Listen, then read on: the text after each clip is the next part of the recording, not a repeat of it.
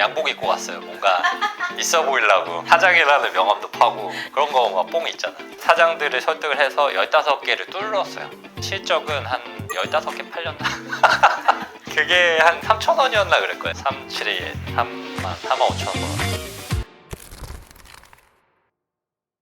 안녕하세요. 그로우더 루트의 더 루트입니다. 반갑습니다. 지난 영상에서 이 사람 뭐 하는 사람인가에 대한 얘기를 했는데 많은 분들이 또 봐주시고 좋아해 주셔서 되게 기분이 좋더라고요. 그 영상에서 저의 나름의 인생 흥망성쇠에 대한 썰을 풀었는데 그 안에서 사업했던 얘기들 이런 거를 좀 좋아해 주시는 것 같아서 이번에는 제가 23살부터 25살 때까지 2년이라는 짧은 시간 동안에 4개 사업을 했던 그 썰을 좀 풀려고 합니다. 어떤 것들을 했었고 어떻게 망했고 어떤 거 배웠는지.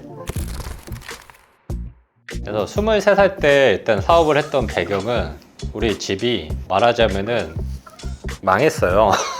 지금은 웃으면서 말할 수 있지만 그때 당시에는 굉장히 고통스러웠고 아들로서 이 집안을 다시 일으켜야 되겠다 이런 사명감이 활활 타올라서 사업을 하기로 결정을 한 건데 어린 마음이었던 것 같아요. 지금 생각해보면 패기만 있었던 거지. 대출을 3,500 정도 받고 그 친구를 설득해서 빚을 낸 거죠. 친구가 그게 한 1,500 정도 됐었고 그래서 사업자금 5천만 원으로 사업을 시작한 거죠. 근데 처음에 했던 거는 이렇게 보니까 저는 술을 잘 못 마시는데 술 마실 때 사람들 뭐 타먹더라고요. 그럼 어디 술집 가보니까는 녹차 액기스를 팔았어요. 500원짜리 동전 넣고 돌리면 그게 나오는 거예요. 그래서 난 술을 잘 못 먹으니까 소주의 역한 냄새 있잖아요. 그것 때문에 싫었거든요. 근데 그거 넣어서 먹으니까 잘 넘어가고 좋은 거예요. 그래서 이거 한번 해봐야 되겠다 해서 자판기를 먼저 알아봤죠. 문방구 앞에 자판기들 많잖아요. 뽑기 그 기계랑 원액만 있으면 그 사업 할 수 있잖아요. 문방구를 돌아다니면서 그 자판기에 밑에 보면은 회사명들이 써 있어요. 거기다 이제 연락하고 이렇게 하면 되겠다 해서 쭉 돌아다녀 보니까 뭐가 보였냐면은 저 편의점 앞에 3칸짜리 자판기가 있는 거예요. 한 칸짜리는 되게 없어 보이잖아요, 사실. 3칸짜리 되게 예쁘더라고요. 그래서 이거다. 이걸 한번 해봐야 되겠다. 또 이제 생각이 확장되는 거죠. 그래가지고 거기도 이제 회사명 있잖아요. 거기다 전화해서 찾아가죠. 거기가 대구 옆에 경산이라는 데인데 서울에서 거기까지 갔죠. 23살짜리가 양복 입고 갔어요. 뭔가 있어 보이려고. 뭔가 사장이라는 명함도 파고 CEO 막 해가지고 그런 거 막 뽕 있잖아. 제 양복 입고 제 아까 말한 대출 같이 받아서 사업했던 친구랑 쫄래쫄래 버스 타고 이제 경산 지역에 갔는데 거기 사장님이 우리를 좋게 봐줬어요. 어리잖아요. 딱 봐도 어린 애들이 경산까지 와가지고 본인 만나겠다고 간 건데 원래 그 사업권을 내주기에는 한 1억 정도 필요했어요. 자판기 사업권이. 왜냐면은 다른 데랑 겹치면 안 되니까 지역구 한 개를 떼주고 100대를 구매하면 지역구에 독점권을 주는 형태였어요. 사실 돈이 없잖아요. 1억이 없기 때문에 제가 말을 이제 부탁을 좀 드렸죠. 제가 이렇게 해서 이런 상황에 대해서 사업을 시작을 했는데 우리한테 돈이 많이 없다. 그래서 한 20대 정도로 시작할 수 있게끔 좀 도와주실 수 있겠냐라고 했을 때 이분이 오케이 해주신 거예요. 당시 사장님이 본인도 제 나이 때에 이 자판기 사업하기 위해서 그 당시에 누군가를 찾아갔다는 거예요. 그때 생각이 난다고 하면서 독점 판매권을 저희한테 줬죠. 그게 자판기 한 대의 물건까지 세팅하는데 23만 원에서 26만 원 들어요. 그거를 해서 한 20대 정도 하면은 벌써 700만 원 정도 돼요. 그래서 20대로 관악구에서 그 사업을 시작을 하는 거죠. 원래 생각은 녹차의 액기스를 그게 안에다가 팔겠다라고 하는 관점으로 간 거거든요. 근데 그건 안 된다는 거예요. 그러니까 이분이 돈을 버는 구조는 본인들이 제작한 장난감을 유통하는 그 돈이에요. 그렇기 때문에 그 안에 물건을 다른 거 넣어서 팔면 안 된다는 게 조건이었어요. 어떻게 녹차 팔려고 뽑기를 찾은 건데? 그래서 생각을 바꿨죠, 제가. 녹차는 자판기로 하지 말고 그냥 팔자. 소분업이라는 게 있거든요. 액기스 따로 팔아요. 헤이즐넛 액기스, 녹차 액기스, 석류 액기스 이런 거를 팔아요. 큰 통에다가. 그거를 작은 통에 담는 게 소분업이에요. 그런 게 있대요. 요즘에 아예 그냥 뭐 과자 같은 거를 다양하게 자기가 사가지고 그걸 소분해서 파는 사람들 많아요. 그렇죠. 그게 소분업이에요. 그래서 그때 당시에 이제 소분업으로 해서 사업자 내에서 녹차 액기스만 파는 게 아니라 예쁜 조그마한 호리병 같은 데다가 담고 거기 스티커 우리 회사 로고랑 엑기스 이름 붙여가지고 이름이 뭐였냐면 이츠 아직도 기억나. 지금 남아있을지 모르겠네. 없겠지? 녹차만 팔지 말고 우리가 헤이즐넛하고 맛을 되게 다양화 시켰어요. 선택과 집중을 했었어야 되는데 맛을 되게 다양하게 해서 영업을 어떻게 했냐면은 술집에 그냥 무작정 찾아가서 사장을 만나자라고 해서 제가 팜플렛 하나랑 그 제품 하나 들고서 영업을 했죠. 그래서 요런 일이다. 근데 우리가 돈을 안 받겠다. 일단은 녹회만 해달라. 그래서 나중에 팔린 개수만큼 우리가 정산받겠다. 이런 거였어요. 사실 안 할 이유는 딱히 없어 보이죠. 딱 봤을 때. 근데 실제로 해보면 장애물들이 많아요. 예를 들어서 이거를 어떻게 광고할 거야. 그러니까 술집마다 테이블이 작은 데도 있고 큰 데도 있잖아요. 작은 데에서는 우리를 광고할 수 있는 판때기 하나 세우는 게 어렵더라고. 왜냐면 본인들 메뉴들도 있으니까. 그리고 메뉴판에다가 우리 거를 넣기에는 또 정형화된 메뉴판이 다 있고 여러 가지로 장애물도 많았지만 사장들을 설득을 해서 15개를 뚫었어요. 일단은 실적은 한 15개 팔렸나? 15개 가게에다 납품을 하긴 했는데 15개 정도가 팔렸다. 그게 한 3,000원이었나 그럴 거예요. 3,000원. 비싸죠? 3,000원, 3,7에 3만원. 그러네. 45,000원 벌었다. 근데 그 뒤에, 2년 뒤에 그게 나왔어요. 이실톡톡. 그러니까 말하자면 이건 수요는 있는 거예요. 시기가 좀 안 맞다. 근데 그것도 계속 했으면 되긴 됐었을 거예요. 끈기가 없었던 거지. 그게 이제 한 가지고. 다른 하나는 이제 자판기 한다 그랬잖아요. 자판기는 또 자판기대로 하기로 했으니까는 20대를 샀잖아요 이미. 영업을 하러 또 가야죠. 공원의 매점들, 초등학교 앞에 문방구 다 영업해서 다 입점시켰어요. 거기서 제일 잘 됐던 게 낙성대 공원의 매점. 월세로 얼마 내는 게 아니라 판매한 매출의 몇 프로 이런 식으로. 그게 사장님만 설득하면 되는 게 아니라 낙성대 공원을 또 관리하는 우리 관악산 쪽에 무슨 사무실에서 관리한다 그래서 거기 설득하고 여기 설득하고. 아 복잡해요 생각보다. 이제 설득해가지고 몇 달을 운영을 했는데 재밌는 게 500원짜리잖아요. 보름마다 수거를 했거든요. 수거하러 가면 500원짜리가 막 몇십만 원씩 있어요. 그게 말이 몇십만 원이지 포대자루 2겹 겹친 거에다 돈을 넣었거든요. 한 겹이 찢어져요. 2겹 겹친 거에서 이제 들지도 못해 혼자서. 진짜 무거워 생각보다. 그러고 나서 새마을금고랑 거래했는데 새마을금고에 갖다 주면 이제 표정이 별로 안 좋지. 거기 계신 분들이 맨 500원짜리만 100만 원, 200만 원에 들어오니까는 싫은 거지 우리가 가면. 이렇게 해서 이제 예금하고. 이걸로는 수익이 좀 났어요?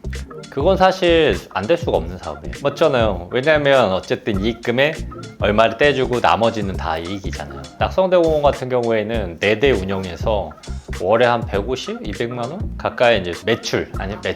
그래가지고 한 90만 원, 80만 원 남기는 거잖아요. 한 군데. 그런데 10군데만 운영을 해도 한 800에 1000만 원 되잖아요. 자판기 사업이 안 되는 사업은 아니에요. 근데 그게 뭐가 있냐면 관리를 많이 해야 돼요. 대부분 밖에다 놨기 때문에 닦아줘야 돼요. 닦아주러 한 2, 3일에 한 번은 가야 돼요. 또 안에 물건이 이제 인기가 없으면 안 나가잖아요. 그것도 수시로 교체해줘야 돼요. 그리고 자판기 한 번씩 고장이 나요. 그래가지고 또 컴플레인도 많았고 그래요 실제 해보면. 그리고 한 번은 초등학교 앞에 문방구 사장님 아직도 기억나는데 우리가 삥땅 친다는 거예요. 그러니까 애들이 와가지고 엄청 뽑는데 왜 이것밖에 안 나는 거야. 이들이 새벽에 이거 돈 갖고 가지? 이거를 돌려서 얘기를 하는 거예요. 너무 기분 나쁘죠. 저는 일부러 의심할 수도 있으니까 갔을 때 다 꺼내서 그 동전 세는 게 있어요. 또 판에 해서 이렇게 털면은 500원짜리가 딱 정렬이 돼요. 이게 그걸 한 3, 40번 해야 이제 정산이 끝나. 다 그렇게 해야지. 네. 하나하나 셀 수가 없으니까. 그래서 그거를 이제 그 문방구 사장님 앞에서 항상 했었거든요. 그런데도 이제 의심을 하시는 거지. 하여튼 뭐 별의별 일 다 있죠. 생각과는 달라요. 생각만으로는 사실 그냥 한 대 운영하면 30, 10대 운영하면 300, 20대 운영하면 600 이렇게만 계산하고서 들어간단 말이죠. 근데 실제로는 그 영업하는 거 그것도 다 제각각이에요. 마진도 다 제각각. 거기다 떼주는 것도 다 제각각. 그 실제로 운영해보면 닦으러 또 가야 돼. 고장도 많이 나. 물품도 교체를 해줘야 돼. 그러니까는 여간 부지런해서는 안 되는 일이에요 사실. 그렇지만 부지런하게 그것만 했으면 그것도 돈을 벌었을 거예요.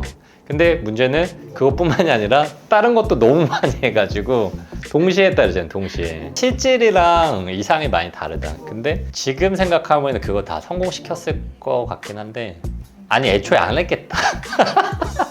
지금 관점으로 애초에 안 했을 것 같긴 한데 근데 제가 그때 배운 게 뭐냐면은 이게 마지막에 내가 원하는 그림이 명확하지 않았다. 그냥 돈만을 위해서 이걸 하다 보니까 중간에 장애물에 걸렸을 때 그걸 이겨낼 힘이 없더라고요. 내가 원하는 거를 딱 정해놓고 이 사업으로는 이거를 이렇게 만들 거라고 하는 마지막 그림을 정해놓고서 갔다면 중간에 오는 장애물들이 쉽게 보였을 텐데 그린 상태로 진행된 게 아니다 보니까 중간중간에 오는 모든 장애물이 데미지로 왔어요. 그래서 이제 나중에는 그런 정신력이나 이런 게 버티지 못해서 그만했던 것 같아요. 어쨌든 현금이 좀 돌아야 되잖아요. 그래서 제가 5천만 원 빌렸다 그랬잖아요. 돈이 좀 남았어요. 그래서 좋은 자리가 하나 나왔길래 과일 가게를, 그때 1,000만 원 보증금에 월세가 50만 원인가? 그래서 과일 가게를 하는데 과일 가게는 좀 잘 돼 있어요. 월에 한 3,400? 그때 생각하면 진짜 우리 엄마랑 같이 했거든요. 우리 어머니도 되게 생활력이 되게 좋으세요. 아들이 그렇게 하려고 하니까 어떻게든 해보려고 영등포 청가물 그 도매센터가 있어요. 새벽에 우리가 차가 없으니까는 그거를 불러서 그래가지고 대량으로 좀 사오고 필요한 거 그때그때 새벽에 가야 돼요. 도매 센터는 그렇게 이제 운영을 했었고, 내가 여기저기 다 이걸 할 수가 없으니까 어머니가 좀 가게를 봐주시고, 그리고 제 그 대출 받았던 친구 있잖아요. 저랑 이제 같이 사업했던 그 친구가 이제 붕어빵 장사 돈이 돌아야 되니까 일단은 과일 가게 앞에서 과일 가게도 우리 처음 하는 거잖아요. 나중에 왜 그게 잘 안 되냐면은 설날에 대목이잖아요. 사과를 그때 한 30박스를 드린 거예요. 30박스가 종이로 된 30박스가 아니라 드리, 큰 드리로 된 30박스를 드린 거야. 근데 그게 팔리냐고. 우리가 수요 예측이나 이런 거 없이 삼촌네 아는 곳이 과수원하고 있어서 그냥 다 팔아보려고. 그거 거의 다 못 팔아가지고 다 소실나고. 그리고 이 과일이 한 군데가 썩어 있으면 금방 다 상해요. 그래서 그거 로스 관리 못하고 이것저것 여러 가지 이슈가 있어서 그것도 이제 사실상 망한 거죠. 근데 이 붕어빵이 재밌는데, 붕어빵에 처음에는 저랑 이제 친구랑 돌아가면서 했어요. 시간 2시간씩 로테이션 아니면 오전 오후 이런 식으로 했는데, 붕어빵은 재밌는 게 일단 창업비가 안 들어요. 신기하죠. 붕어빵을 하는 업자분이 계세요. 그분이 돈을 버는 방식은 일단 무료로 다 세팅해줘요. 붕어빵 기계 뭐뭐뭐 해서 세팅해 주는데 재료비로 돈을 벌어요. 하루에 많이 팔리면은 팥 안고 그게 하루에 한 3, 4개? 그리고 슈크림 안고가 한 3, 4개, 2, 3개 나가고, 그 다음에 반죽 그것도 한 2, 3 자루라 그러나? 나가고. 그 정도 되면 하루에 이분이 한 15만 원 정도 벌어요. 괜찮지 않아요? 그런 게 여러 개 있으면 그렇죠. 이분이 관리하는데 30개가 넘는데 그러면은 벌써 한 하루에만 450, 큰 사업이에요. 작은 사업 아니에요. 그래서 이제 기계를 무료로 주는 거예요. 재료로 팔라고. 근데 그게 잘 됐어요. 그게 어느 정도로 잘 됐냐면은 하루에 한 30만 원? 하루에 30만 원 팔려요. 왜냐면 그 주변에 아무것도 없거든요. 다 주택가요. 그리고 우리는 또 재밌게 배달도 했어요. 그래서 주변에 이제 공장이나 이런 데가 있었거든요. 저 간해수공 하시는 분들 거기서도 많이 시키고, 그리고 무엇보다 맛있었어. 하나씩 얹혀주고 막 이렇게. 그래가지고 거기선 수익이 그래 3,400씩 나왔어요. 근데 그거는 이제 내 친구한테만 줬어요. 왜냐면 제일 고생하고 돈도 그렇게 대출밖에 미안해서. 근데 참 그것도 그때는 좀 생각이 어렸던 게, 붕어빵이 다 동전 아니면 1,000원짜리예요. 500원짜리, 100원짜리, 1,000원짜리. 항상 바구니에다 담아서 뭘 했거든요. 그거를 이제 끝나고 와서 정산해서 맨날 세는데 그게 너무 뭔가 서글프더라고요. 그때는 어렸어요, 생각이. 내가 처음에는 포부를 갖고서 처음에 양복 입고 경제를 가는 걸로 시작했는데, 그죠. CEO라고, CEO만 치프 익스큐티브 오피서 이렇게 있는 척 하면서 회사 이름도 제가 지었거든요. PINI, 파이니라 그래서 열정, 이게 P예요. IN은 안에 있다, Y는 당신, 당신과 내 사이의 열정. 뭐 이런 잡스러운 잡스러운 장면. 나는 정주원과 같은 사업가가 될 거야 라는 생각으로 시작했는데, 실제는 맨날 동전 세고 있고 손에 이제 동전 때가 껴요. 냄새가 안 지워져. 집에서 혼자 막 울고 그랬던 시간들이 있었어요. 지금까지 4개 사업체 하신 거를 들으면 아이디어 자체는 되게 좋은 것 같은데, 그리고 영업도 잘 하시잖아요. 뽑기 사장님도 설득해가지고 하고. 근데 안 됐던 그 한 포인트가 뭐라고 생각하세요? 선택과 집중이 안 됐죠. 망하는 회사들 보면 선택과 집중이 안 되고 다방면에 너무 확장해요. 문어발식으로. 근데 잘 되는 회사 특징은 일단 주력이 되는 거를 잘해요. 그래서 거기서 매출이 나오면 조금 위험이 있는 그런 신사업에 진출하는 방식을 취하거든요. 대기업들도 그렇고. 근데 안 되는 회사들은 이것저것 한꺼번에 다 하니까 안 되는 거예요. 근데 제가 그때 당시 혼자 1인 회사라고 한다면 이것저것 하려고 했던 거죠. 돈만 보고서. 그래서 안 됐다고 생각해요.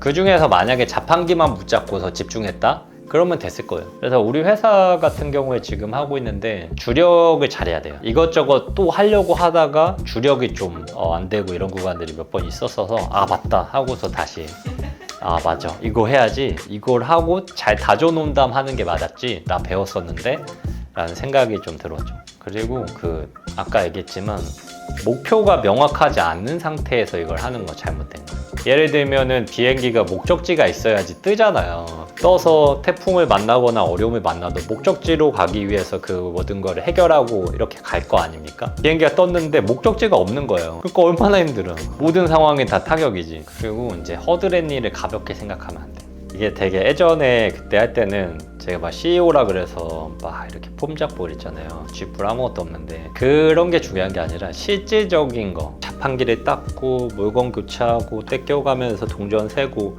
이런 과정들이 창업자나 회사를 굉장히 견고하게 만들어주는 건데 그런 걸 되게 우습게 생각한 거죠. 제가 지금은 하나부터 열까지 이제 다 그렇게 만들어야 된다라고 생각하고 그게 어느 정도 능숙해지면 위임해주고 하는 시스템을 짤 줄을 아는데 그때 당시엔 그런 거 없이 그런 생각이나 사고방식 관점이 없이 허드렛 일을 하는 내 자신이 막 초라해 보이고 이런 감정적인 거에 눌리고 해서 이제 일이 안 풀리고 이랬던 것 같아요.